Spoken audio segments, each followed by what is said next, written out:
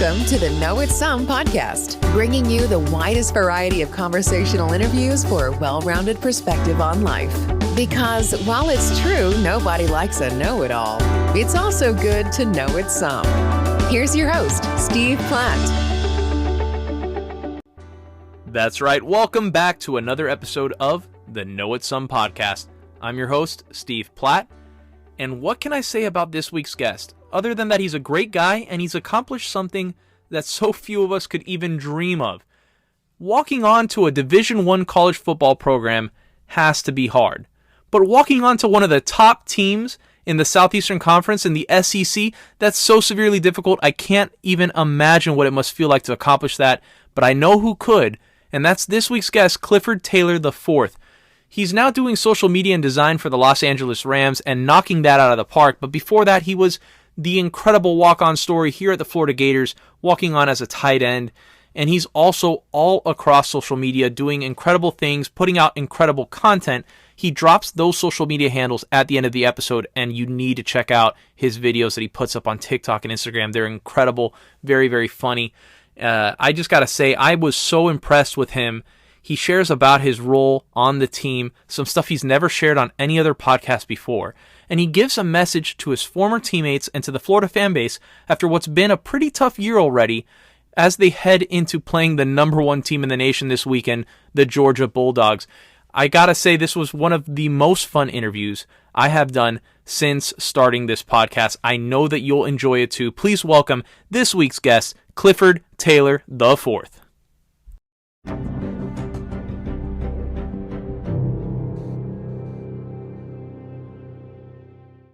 Hey, Clifford, welcome to the Know It's Some podcast. Thanks for being here.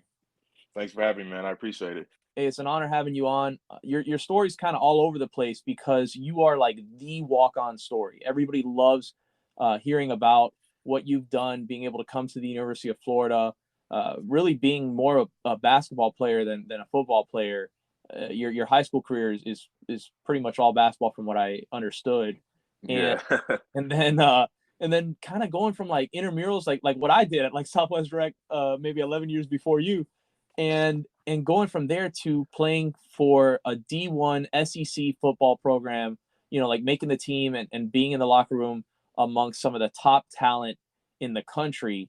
It's an incredible story. I know you've told it over and over, but for me, like some of the best athletes seem to come from basketball. Like Jimmy Graham played basketball, Oh, yeah. somehow got convinced to go and hit people. Julius Peppers.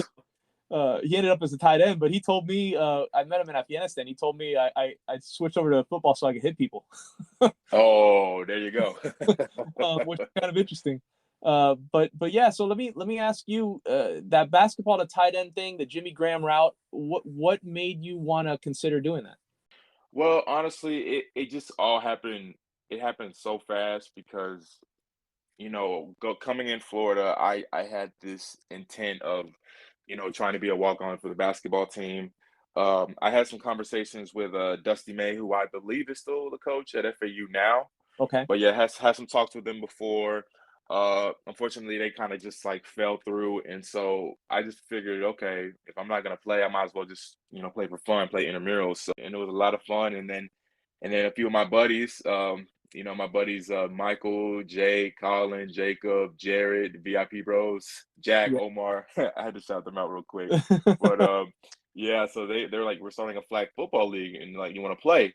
And I didn't have any cleats, I didn't have any gloves, I didn't have anything. So I was like, okay, what the heck? At least I'll get my cardio in for a night or two. So Right. I just started playing, and then I saw like the people we were playing against, and I'm like, oh, this is kind of easy. But I could tell you now, looking back at the flag football clips that I would make my friends record of me, I had no coordination as far as like routes. I would just run a straight go route every single time. You just had like some natural athleticism above the competition, but not necessarily, you know, at that D1 level just yet.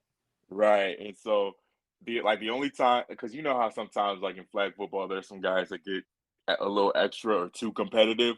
And so this I never forget. So this one guy, light skinned dude, he was He was like, "Oh my mama, you not catching this ball. Oh my mom." And I literally proceeded to mop not only him but his little brother. And then I caught it, and then I just kind of gave him a stare down, and that was like literally the only taunting I ever did in flag football. But then I think like a week later, we had a game, and there were a couple like Gators, because like when you go on campus, you can tell who's an athlete just by like the stuff that they wear. Yeah. And so I just happened to like snap that night and have a really good game. And so after the game, they asked me like if I ever thought about playing football, and I was like, I'm gonna be real with you. I don't even dream about playing football, because like I know I would get my head blown off. And so he was just telling me that like he was a walk on, and he was telling me about his experience, and he kind of thought the same thing before he walked on, but he said walking on was the best decision he ever made. And so at the time, I'm like, oh, okay, it's interesting to get a perspective from an athlete. Like that's cool. So like I kind of let it go through one ear and out the other, and I thought about it for like maybe like an hour that night, and then kind of let it go. But that week, of course, led up to the LSU game, which was Coach Mullen's like first like real signature win. And Mhm. so like sometimes you just get like overwhelmed by the atmosphere in the swamp. So I just started doing some looking around, and I'm like, okay, what the heck? I'm gonna give it a try. Oh The yeah. worst thing, the worst thing that can happen is I don't make it. So So you're I talking literally, about that game with the pick six hmm on Joe Burrow? oh yeah, yeah. Oh man, That I was that at that that game. My ears are still yeah. ringing from that game. Yeah, I Oh can see yeah. where that could No, get. yeah. I will admit that was it was a very hot day, but it was a great day. So Yeah. Oh yeah. uh, so yeah. So after that game, I went back to Springs Complex where I was living at the time, and I thought about it, and I was like, okay, I'm gonna give it a shot. So I told my buddy Quaylen Crum, who was a walk-on linebacker, who's one of my best friends. I was like, "Yo, dude," I was like, "I think I'm gonna try for football," and he was like, "Hell yeah, do it, bro." And so I was like, "You guys got any connects, around here as far as like working out?" And they had some. And so what I just ended up doing, because I had to look at myself in the mirror, I was at that time about 200 pounds, Right. like soaking wet.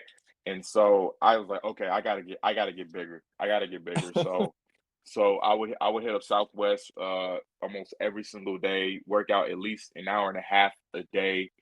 And honestly, like during that time, I hated days off because I felt like any steps I took forward, I was taking back. But I was a wise guy told me, he's like, you need to take days off. You need to let Mhm. your body recover. And it was like, I don't want it. I don't want to, leave the gym. So, I would always go in there, work out, play basketball, the same old, same old. And so I got to a point where I was about 215, two Mhm. twenty. I gained some weight. Okay. And and I want to say during Christmas break, that's when I was working out with some of my friends in Orlando, which is where my family lives now. And there was this really big field, and there were like college DBs from all over that are from Orlando. So I was working out with them, training with them, and they were even telling me like, dude, like you're gonna make it, no problem. I'm like, really? And so that was definitely motivating. And then so I went to the Peach Bowl with my family, and I remember telling my dad, I was like, Dad, this is gonna be the last time I'm like here as a fan, like, or I go to a game as a fan. And so fast forward to February, tryout happens. It was only four of us, which was crazy. I thought it was gonna be like 400 people, but it was Right. only four. It was only four of us that tried out. And so it was during this period called the dead period. So the dead period is basically like when you can work out, you can train, but you just can't use the football. Why? Mhm. I have no idea. It's always been a weird rule to me, but it is what it is. NCAA, you know how that goes. Right. Right. but but yeah, so our tryout consisted of straight agility, conditioning, which at the time I was great with, because it's like, okay, basketball, you're used to going back and forth, so this is going to be a piece of cake. Oh yeah. So tried out. I think I not even trying to be biased, but I think I did the damn thing. And after the tryout, one of the personnel guys he talked to me afterwards, and he's like, "Yo, we would love to have you on the team, but your schedule screws it up for you." And I was like, "What you mean?" And he's like, "Well, your class schedule is the time that we have, practice, we have meetings, and all that good stuff." And I was like, Mm. I was confused. So I was like, um, so what does that mean? Does that mean I can't play? And he's like, I was like, no, it means you can play. It just means you're gonna have to wait till June. And I'm just over here like, man, are you serious? Like, come on, man, I gotta wait again. And so May rolls around, June rolls around, nothing. And then late in June, I get a call. Hey, it's player personnel guy from University of Florida. And I was like, oh snap, they didn't forget me. And so they asked me, they're like, are you ready? And I was like, yeah. And what's crazy is I had just woken up from a nap when they called me. So I was just like, yeah, I'm ready. And so the next day, I went down, got my physicals, all the blood tests, EKGs, all that good stuff that you have to do before you play. Right. And then next thing I know, I'm looking in there and there's like Freddie Swain, there's Van Jefferson, Lucas Kroll at the time, Kyle Pitts, Grimes, everybody, everybody's in there. I'm just like, yo, like I'm really one of these guys now. Like that's crazy. Absolutely. And so I got thrown in the fire right away. One guy I think that doesn't really get a lot of credit as far as like my transition, in the game of football is Coach Scott. Yeah. Because he got a head coaching job at Howard, but I mean, if there's anybody that taught me more about the game of football than him, I want to see him, because Coach Scott, he taught me everything. He taught me how to like, pretty much like grow up, have thick skin, and understand that it's like this is not just a walk in the park. Because I'll be real with you, like that. My first camp was brutal, because I was not only trying to understand a new playbook, I was trying to understand the game of football as a whole. Right. So right. the patience level, as you can imagine, is very low. And so I had to learn the ropes. And actually, there's one thing I'll never forget. So Lucas Kroll, who's killing it right now at Pitt. It's honestly great to see. But I remember I was working out with the guys one day, and I was kind of watching them and like learning the footwork and all that stuff. And at the time, like my social media was okay. It wasn't great, but it was like at the time better than theirs. So I guess they kind of took that as like, oh, he thinks he's better than us, when that wasn't the case. Right. And so he came up to me one day and he was like, there's one thing that you can do to get respect from us in the locker room. And he was just like, chill with the social media. And I was like, what? I didn't even really say much other than put on Twitter that I'm here now. That's all I really did. And so chill with the Twitter. And then he said something about like stop talking like shit or something like that. And I'm like, what are you talking about? Like it had me confused. I'm like, did I say something that was taken the wrong way, taken out of proportion? Like I was genuinely confused. Yeah. Because before I was on the team, like Lucas and I were pretty cool. Like anytime I saw him out, like I would say what's up to him, he would say what's up to me, and then I was on the team, and it was just a different vibe. I mean, granted, like we got cooler as the season went on, but it was just like it was different. And so I was over here for a while. I was over here trying to figure out, I'm like, is it something I said? Is it something I did? Like what did I? Like I get it that I'm a rookie here, but it's like you ain't gotta, Yeah. I mean, right? there might have been some new guy stuff there, but it's just not. That's a little over the top. They might have maybe had a different perception than what is reality. You know what I mean? Like they might have thought with all the social media stuff. You know what I mean? That you were maybe a different guy than you are. Yeah, I mean, like again, like I don't have a problem with anybody from the team. Honestly, that was the best thing for me, because it made my senior year of football so easy and so smooth sailing. That it's like you have to go through the rough patch to enjoy the candy. So, hell yeah. So Orange Bowl week, I was having a rough week of practice. So, truth be told, believe it or not, I don't think I ever said this on any podcast, but during my junior season, for I want to say 90% of the season, I was playing scout team center. No kidding. Scout team center. So, whoa. So, yeah, I barely played, and there were some days I would play like scout team defense, scout team. Like I pretty much did it all. So, wow. So yeah, I got thrown in the fire with Kyrie at the time, TJ Slayton at the time, Luke Akram. I didn't have to block JG that much, but oh yeah, wow. and Zoo was just a different beast. So so yeah, I was thrown in the fire, and So Orange Bowl week, I was having like a really just like rough week, and honestly, there were times where I was like, I don't know if if this was for me. Like I was really thinking about that, but moms know best. So you're talking to your mom, and you're just like, Mom, I don't know if I belong here. I don't know if I'm worthy being on the squad and stuff like that. And so I never forget. I was sitting by myself, and Van Jefferson of all people. It's ironic that we're here together now, but Van Jefferson of all people came up to me, and we were chatting it up for like 15 minutes, and he was just telling me like a story about like how it never starts out easy, but you just gotta like work your way up. And Mhm. I think talking to Van and talking to my family definitely honestly saved my walk on story, because like there were times where I really thought like, okay, like there's no way they're gonna let me come back here. Like there's no way. But I even told Van like when he got drafted, I was like, bro, like I really appreciate you looking out for me. Like he's always been one of those guys that it doesn't matter if you were like a scout team player or walk on, or it didn't matter. Like he always looked out for you. And so that's Mm. why I'm always appreciative of Van. And so like I said, it's ironic that we're here together now. So we chop it up all the time. But Um, yeah, so going through that and being a walk-on at the University of Florida, and then also balancing like all the graphic design stuff that you were studying and the social media stuff that you worked so hard at, and with a lot of success. I mean, you have a massive following on social media, and then it leading to your current position with the Los Angeles Rams there yeah. in the NFL. I mean, that had to have been a little hard to balance both the walk-on stuff and sort of your pursuits on the side. How did you end up doing that so successfully that the Rams came knocking? Tell me a little bit about how that happened.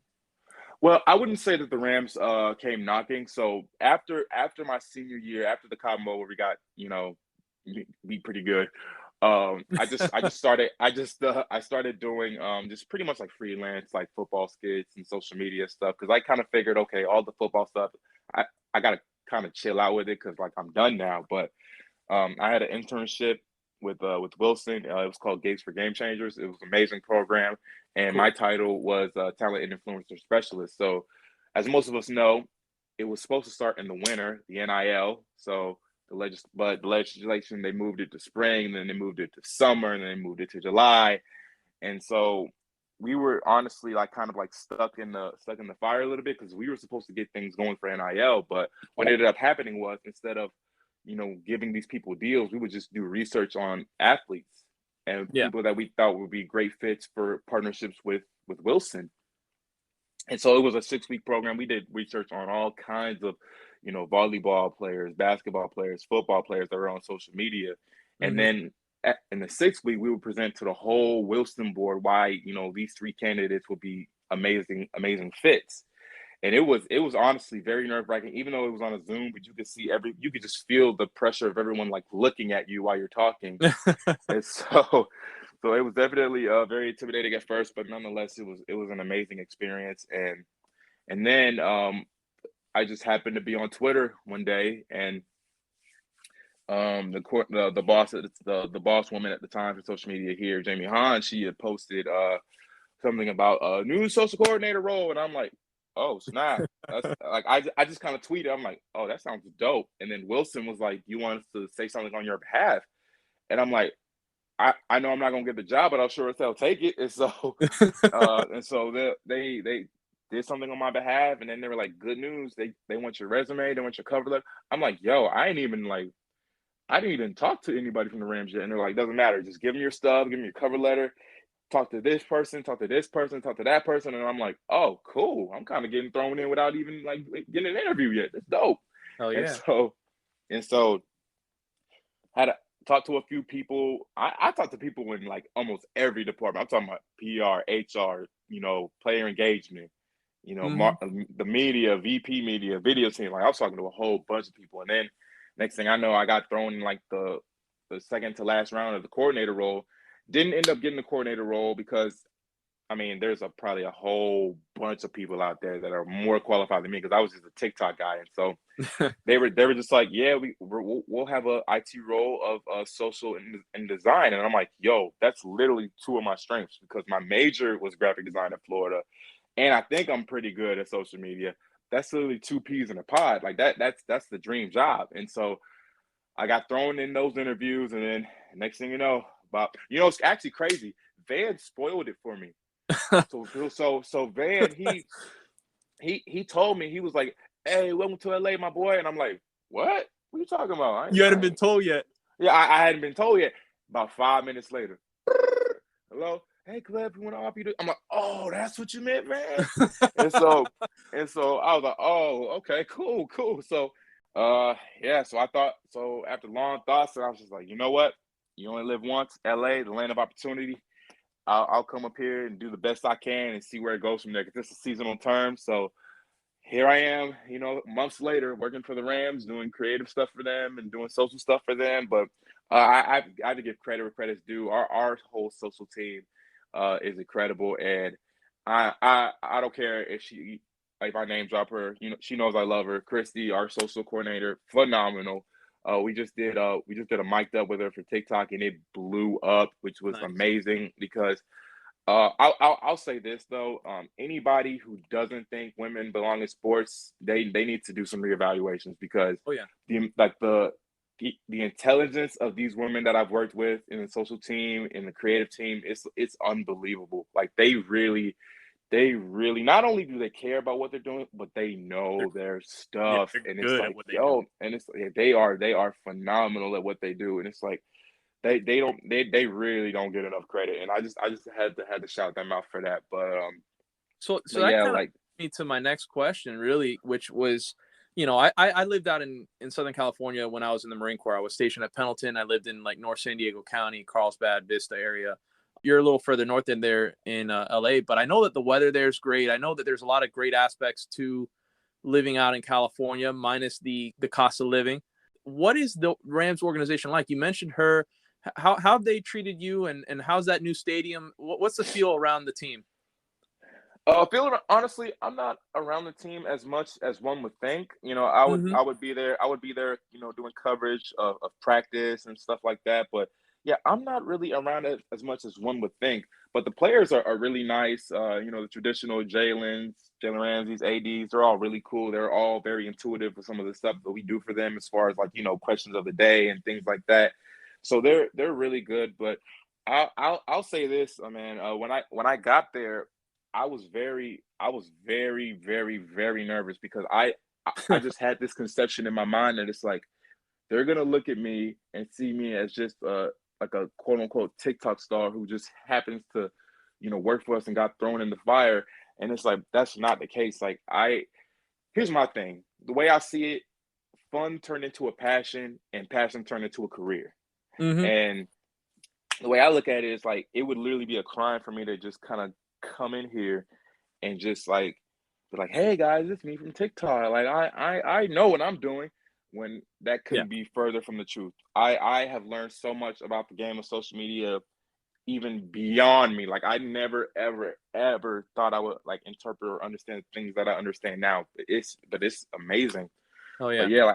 yeah, I came in here with that thought. It was like, yo, it's like they're not like no one here is gonna like me. No one here is gonna like take any of my ideas like seriously. And I'm not gonna lie to you. I had a couple like meltdowns here and there because it was just like even when things were going good, like there were just times I felt like I didn't belong out here because there would be times where I'm in these meetings and they're talking about stuff and like I'm learning, but it's like kind of It's back to like that information kind of back to to a that Orange Bowl situation. It's like yo, like I don't know if I fit here.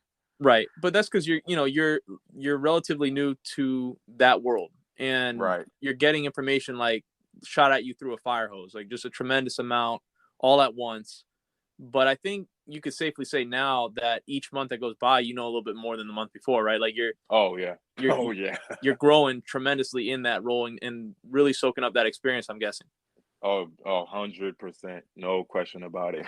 You mentioned NIL. I wanted to ask you, what are your thoughts in general on NIL? And then I guess it's a two-parter because I'm very curious. After that conversation with Lucas Kroll at the beginning of your time with the team, now that you've graduated and moved on to some extent, has anybody from the team reached out to you for advice, knowing that you have some knowledge in that space? And if not, would you be open to any of your former teammates reaching out to you and saying, hey, how do I best take advantage of this? When I was there for homecoming, I spoke to a few of my old teammates. We were chopping it up a little bit. Jack Anders, who was one of my best friends, he's a quarterback for the Gators. He was my locker Yeah. room buddy. But yeah, so we used to chop it up like all the time, like even before I started working for the Rams, about like how he can like grow his brand on TikTok, because he was making videos and they were doing phenomenal. And I literally told him, I'm like, yo, dude, like I'm giving the Gator TikTok keys to you, and you got to run with it. But some one thing I've learned is like some people, they just have ideas, others don't. Some they just come and go. But I stay in touch with them, make sure he's good. And I talk to guys like well, when he was here, I was talking to Chatfield. I talked to Malik and Zach a little bit, not a whole lot. Javon seems like he knows what he's doing. He's a big time guy. But Right. yeah, honestly, I just kind of let the guys like do their thing, and if they need any insights, I'll talk to them. Like I talked to Trevez Johnson a little bit. He's one of my guys. He's a dog. Yeah. I've always been a fan of his. But yeah, I'm always like open to like talking to people and letting them know, this is good for your brand. But I tell them this, I'm like, just because I do this social media stuff does not mean I'm the god when it comes to this stuff. Does not mean I'm a master. Like I'm still learning, just like you guys. And so I remember when I was at Florida a couple weeks ago, someone told me I was kind of like the NIL poster child for Florida, and I was like, dang, like that I'm like, dang, like that kind of that warms the heart a little bit. But Yeah. but but like I'm always, one thing about it, because like I just love being a part of like Gator Nation so much. It's almost like an addiction, I would say, because like sometimes like I'll look at things like the Gator Collective, and I'm just like, man, when they going to invite me? When am I going to be invited over here? But when they finally hit me up, I was like, yes, I'm still cool with you guys. Like I'm still here. Oh yeah. So Look. I mean, I can speak on behalf of Gator Nation when I say this. I can tell you that we definitely love you and appreciate you, and we know that you're a Gator through and through.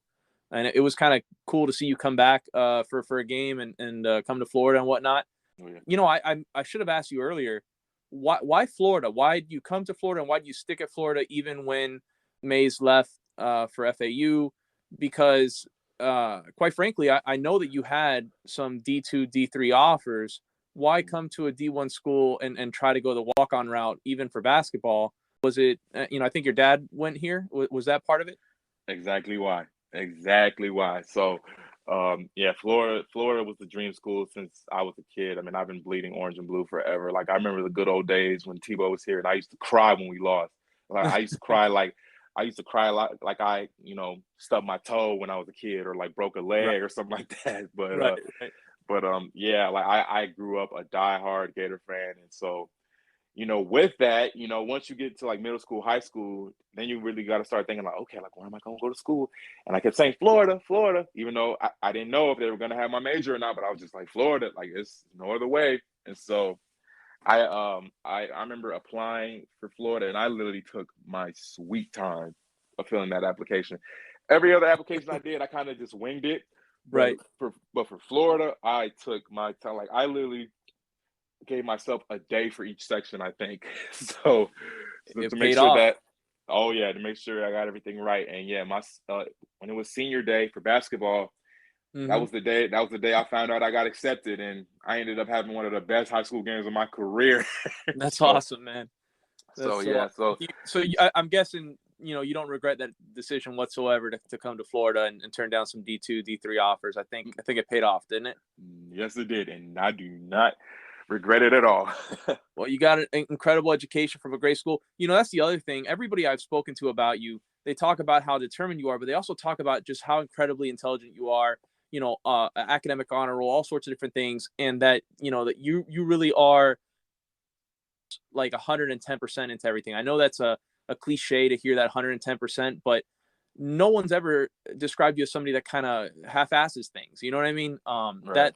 That level of determination is what has gotten you this far with the Rams. What's brought you this far in your career. What's your long-term goal? Like what's ahead for you?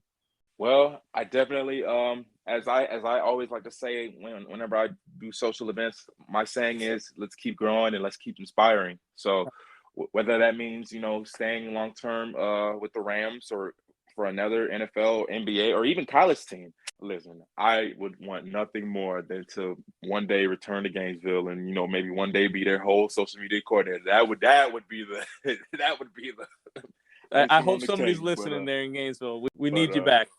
Oh yeah, nothing will make me. I could do social media for the softball team, and I was still like, I would just give everything to Gainesville. Like Gainesville always holds a special place in my heart. Man, you It's where bleed I, orange and blue, and I can tell it. yep, it's where I met my first love. Even though we're not together now, but it's where I met my first love. So a lot of Hell a yeah. lot of good stuff. A lot of good stuff happened, and a lot of good stuff happened in Gainesville. And those 4 years, they just came and went. But I'm so grateful for each and every moment. It's a historic program. You were there in the swamp, in the locker room, alongside some incredible athletes. The tight end room itself, we're starting to get the reputation of tight end U just because of Kyle Pitts and Jordan Reed and Oh the, yeah. and the guys that have come out of there, Trey Burton. Oh yeah. You were alongside Kamori Gamble, who is one of my favorite Gators. Oh yeah. He and his mom are incredible people. What was it like? You said you grew up a huge Florida fan. What was it like putting on the uniform? What was it like walking the halls? What was it like being in the swamp in front of that many fans? So it didn't hit me. So the Miami game was really good. Like it was really cool, but it wasn't the swamp. So I Right. felt it, but I didn't feel it. I think what really set it off because full disclosure, everybody doesn't hit the bus on from like the team hotel to the stadium. I used to like have to like drive to the stadium and just like Got you. meet with the team there, and so I usually would get there like sometimes like 2 to 3 hours early just to watch college football in the lounge area in the locker room.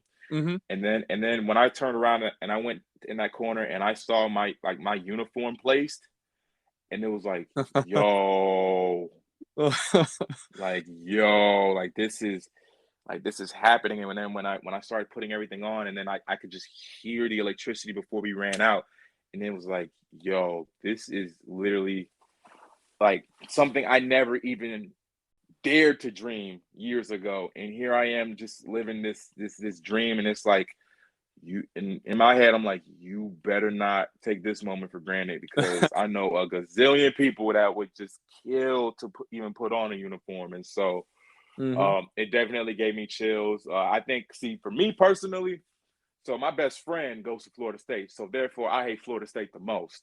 Of And course. so when we ran out and it was sold out for that Florida State game, and not to mention it was a blue out, my favorite uniforms of all time.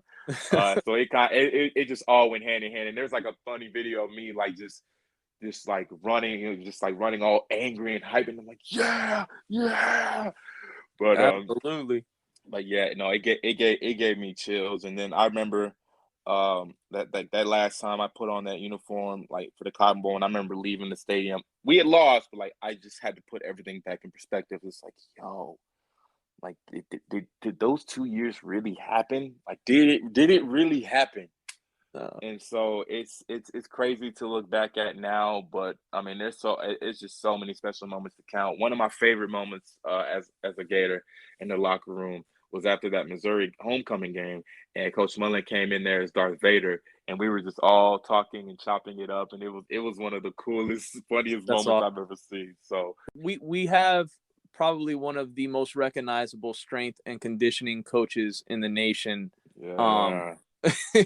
is he as intense as he appears? In the weight room, yes, but out of the weight room, he's A pretty normal guy. calm. Yeah, pretty calm and collected. But when it's time to, go in for meetings or calm and collected, I'm sure you've seen it. He's got the little megaphone. He's like, "Come on, guys, let's go. It's time to go." But yeah, no, Coach Savage, Coach Tanner, Coach At, Coach Reggie. The list goes on as far as like the strength and conditioning team. I mean, they put so much like weight on me, but that was one of my goals when I got there.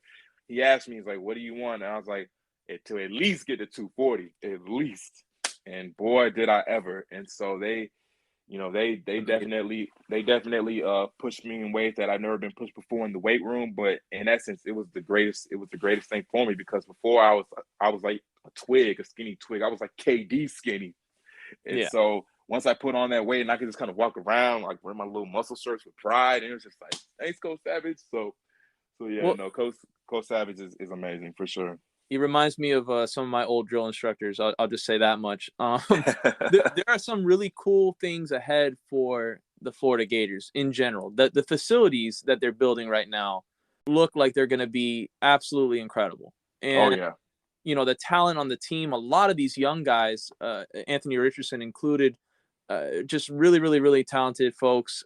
I know that the future's bright, and yet so much of the fan base right now on social media is in a bit of a funk. Some people have taken it too far in what kind of a funk they're in. I think fans get a little weird. I think Gator Twitter, we have the good and the bad reputation. Yeah. And the bad, man, like some of these people, like the way they tweet at kids, it's not right. It's brutal. It's brutal, man. That's why. It, That's it is. why. I didn't really go on Twitter like that, like when I was on the team, because like I could just go back and look and see like how brutal people used to be. So I just honestly kind of stayed away from it. And You smart. honestly, honestly, I told some of my teammates that like last year. I'm like, yo, bro, like do not fall for the trap. Like do not jump into like this trend, and then all it takes is one tweet, and it could be from like the most innocent guy ever, like a Zach Carter or a Yeah. Kyer Elam, and they'll tear them to shreds, or they'll be like, "Tell so and so he sucks," or "Tell so and so." I'm like, "Oh my god!" It Like, isn't dude, right. It isn't right. And I looked at how like faithful a lot of these guys were to the program. Like Felipe was really, really faithful to the program yeah, and real supportive of Trask and real supportive of her. And then to watch like him get beat up on Twitter, you know what I mean? And like it wasn't right. And yeah, I'm glad he's doing well now, with the Falcons and everything. But yeah. I've I'll, seen I'll, a lot of it. Yeah, I'll say this because like when I was in Florida, a lot of like outside noise used to like really get at Felipe. If you really like get to know Felipe, like Felipe is one of like the most genuine human beings on the planet. Like Right. before I was even like on the team, when I was just hanging out with the guys, I would see them at parties and stuff like that. Like me and him talked like all the time. Like he was like a really cool guy, real down to Yeah. earth. And that's the thing. It's like I never want to like judge someone until I meet them. And so like Right. once I started talking to him and catching up with him, like, yo, I'm like, you are literally not at all what people say about you, like at all. Hmm. And so I'm honestly like so happy for him. I'm so glad he's with the Falcons, reunited with Pitts. And a little funny story. So when we played Arkansas last year, I literally said on the sideline, I'm like, watch, he about to throw a dime. Literally the next play. He threw like a 60, 70-yard bomb. And I was like, Felipe. He's got like tremendous arm strength, and his character is amazing. Oh And yeah. really, really happy for him. And it's kind of cool to see like, like when they played the Bucks and whatnot, like to see like him and Trask still have like a good, connection there. And, you got Pitts there on the Falcons now too. So it's kind of cool to see. Promised no gotcha questions, and I'm gonna keep to that promise. This is not a gotcha question. I just want to know if there's anything that you want to say now that we're on a bye week, heading into play Georgia this upcoming weekend. Is there anything that you want to say, maybe to the fan base or to some of the players that are feeling down after a pretty tough loss? I would say to my guys, go in there with a chip on your shoulder. Go in there mad, because the whole nation is literally against us for this game. And when you know a thing or two about when a team or when the nation is against us, just ask the 2006 Ohio State Buckeyes. Mm-hmm. So they gotta go in there with that, like, okay, we're not coming in here just to get blown out by you guys. We're coming in here to win. We're coming out here to reclaim the state and reclaim the rivalry. So I'm honestly looking forward to the game. I know Awesome. I know some of Gator Nation is kind of like biting their tongue, but I'm like, yo, man, if you really know the Zachary Carters, if you really, I don't know Newkirk, and I don't know Valentine like that, but I've heard a lot about their energy. So Right. I'll always be confident in my guys. I always pick them. They could go up against a team full of bears, and I would still pick the Gators. So, Got you. I'm definitely looking forward to next week, and just be patient, Gator Nation. It's not this year just hasn't been going well for us, and that's okay. And like I say, in all kinds of weather. So just be Absolutely. patient. Brighter future is ahead, no doubt about it. AR-15 is going to do its thing. Emory's going to do his thing. Absolutely. Our defense has been getting better and better. Hell, two of our guys lead the SEC in sacks, and no one talks about that. So Yeah. I would just say, get ready, Gator Nation. That's all I got to say. Absolutely. I'm right with you. And to your point, two of the guys lead the nation in sacks. I will say that I have no problem with any of the players on the team. And I'll I'll leave it at that. I Right. I gotta say, man, it's been really, really cool chatting up with you. Your social media content, your TikTok, your Instagram, it is captivated so many folks. Where did the ideas come from?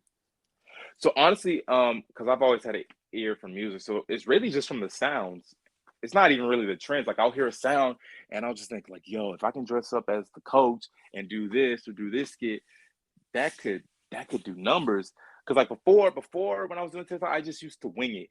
But like once quarantine happened, I used to like actually like start writing ideas down and like, okay, like how am I gonna do this idea, how am I gonna do that idea, kind of like the same approach that I take when I'm doing like graphic designs. It's like, okay, you always got to start up with like the rough drafts, the mock-ups, how you're gonna set it up, and then go into execution. And I kind of Nice. take the same approach when I'm making TikToks nowadays. And honestly, like working for the Rams now, it takes that to a whole nother level. So Heck yeah. now because nowadays I do some football stuff, but I try to do like more lifestyle stuff. I try to like branch out a little bit.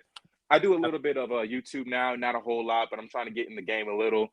And yeah, so I just try to brainstorm a lot before I make content. And it's thankfully I'm still in the loop. Like I'm sure you saw like last night when I went to a high school game and I pulled up and literally like the whole crowd just started chanting my name, and I'm just like, okay, well, any signs of I'm irrelevant kind of went out the window. So I was like, okay, I'm glad you guys still rocking with me. I appreciate it.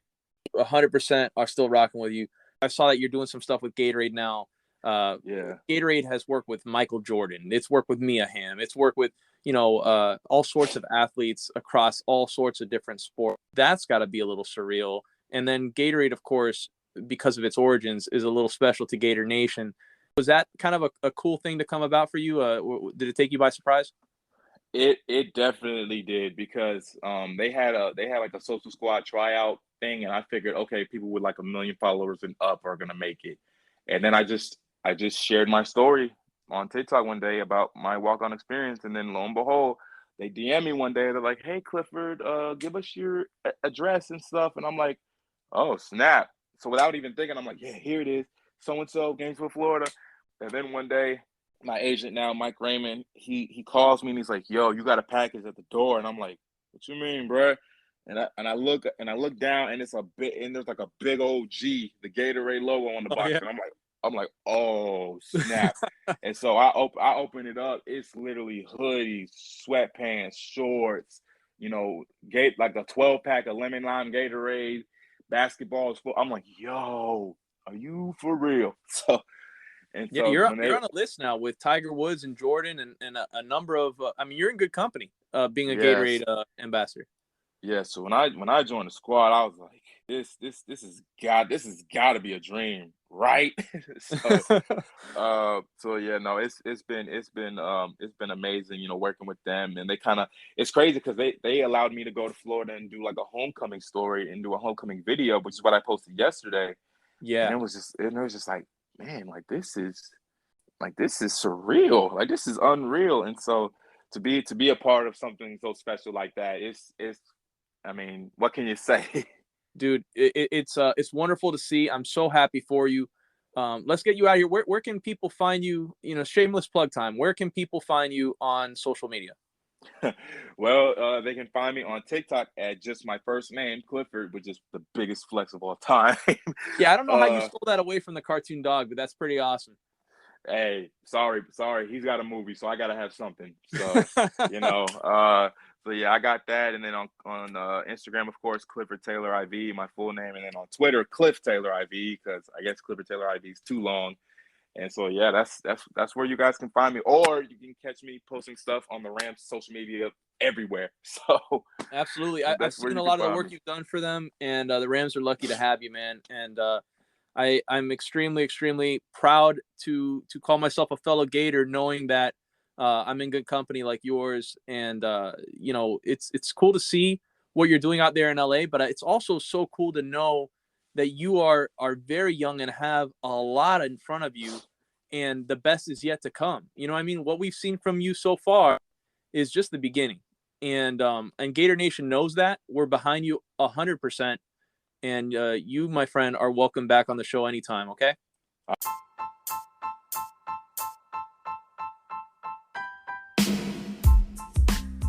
And that'll do it for another episode of the Know It Some podcast. My thanks again to this week's guest, Clifford Taylor IV, for his time, his humility, his stories. I just couldn't believe what a great guy he is.